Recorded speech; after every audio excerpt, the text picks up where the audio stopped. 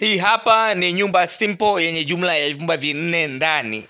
Ndiyo, vyumba ni vinne ndani. Unaweza kuona nyumba hii ni ndogo, lakini mpangilio wake unaruhusu kuwa na idadi hiyo ya vyumba. Na humo ndani katika vyumba vyote hivyo, vyumba vyote ni single, lakini kuna choo cha public humo ndani na sebule peke yake.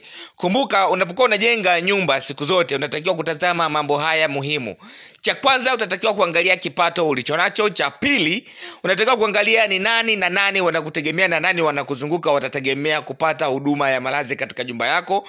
Sasa ukishatazama hayo ndio utajua ni aina gani ya nyumba unatakiwa kujenga. Kuna watu wanatakiwa ujenge nyumba za design hii hapa, lakini kwa sababu wanajitazama wao wanaamua kujenga nyumba ambazo wao wanakuwa wanazifikiria kichwani, kitu ambacho kinakuja kuwaletea changamoto baadaye, kwa sababu kutakuja kuonekane kuna uhaba wa vyumba vya kulala ndani ikiwa nyumba imejaa vitu ambavyo havina msingi na havitaweza kumsaidia kwa lolote lile pale.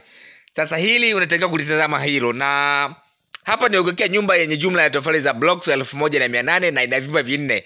Angalia hapo uwiano. Vyumba vinne na tofali 1800. Unaweza kujenga hii hapa, baadaye jiko ukajengia nje na vitu vingine vyote ambavyo utataka kuvitengeneza ukavitengenezea nje katika namna ambayo inakuwa ni ndogo ndogo pale ambapo utakapokuwa umepata nguvu zaidi.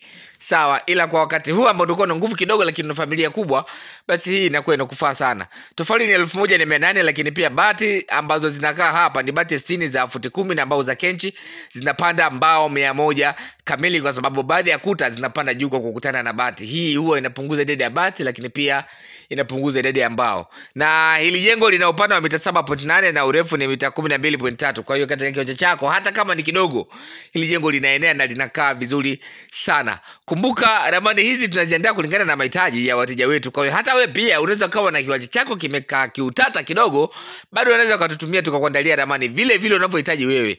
Na ramani ndio kama ambavyo unaweza kuona hapa. Hii ni sehemu ya picha za muonekano wa hili jengo. Nimekwambia hapo tofali za blocks ni 1800 na hiyo ni confirmed kabisa, ila unachotaka kukijua ni kwamba tofali hizo tunazozitaja ni tofali zinazotumika katika ujenzi wa boma peke yake. Boma. Naposema boma namaanisha nini? Ni kwamba tofali zinazotumika katika ujenzi kuanzia usawa wa msingi kwenda juu, sio kuanzia usawa wa msingi kwenda chini au usawa wa sakafu kwenda juu. Sawa? Huwa hatuhusishi au hatujumuishi tofali zinazotumika kwenye ujenzi wa msingi kwa sababu kuu ifuatayo. Ujenzi wa msingi utategemeana sana au material yatakuwa mengi au madogo kiasi gani kutokana na aina ya udongo unaopatikana kwenye kiwanja chako, lakini pia na shape ya kiwanja. Kivipi aina ya udongo inahusika hapo? Kwa sababu aina ya udongo unaopatikana kwenye kiwanja chako ndio unaotoa majibu au ndio unaotoa taswira ya kwamba msingi utachimbwa kwenda chini kiasi gani. Kwa mfano, kama udongo wako labda katika kiwanja chako kuna mchanga, hapo ni lazima uende chini sana kuhakikisha kwamba unamaliza ile layer ya mchanga na kukutana na layer ambayo itakao kuwa ni ngumu, ile ambayo inaweza ikashikamana kusaidia msingi kuwa imara zaidi, ili hata ikitokea mchanga umehama basi jengo lako lisiinuke na kubakia linaelea juu juu. Sawa? Yes, kwa hiyo huo ni sema mfano katika aina ya udongo au katika sababu ya aina ya udongo. Lakini pia kwenye shape ya kiwanja kuna baadhi ya viwanja upande mmoja unakuwa na mwinuko, mwingine unakuwa na bonde. Kwa hiyo hii nayo inafanya uweze kutumia material mengi sana kuweza kubalance, kupata uwiano kati ya upande ambao una bonde sana na upande ambao unakuwa hauna bonde sana. Kwa hiyo hizo ni sababu ambazo huwa zinafanya tusikutajie idadi ya material ambayo inayotumika katika ujenzi wa msingi, kwa sababu material hayo huwa yanabadilika kutokana na site yako iko vipi, yani kiwanja chako kiko vipi. Nikukumbusha tu ya kwamba hakikisha umesubscribe katika YouTube channel yetu uweze kufikiwa na video nyingi ambazo tunaendelea kuzitengeneza na kuziweka katika mitandao mbalimbali ya kijamii. Lakini pia nikuombe usisahau kutufollow mitandao yote ya kijamii tunatumia kwa jina la Makazi Mpanda. WhatsApp channel ipo kwa ajili yako.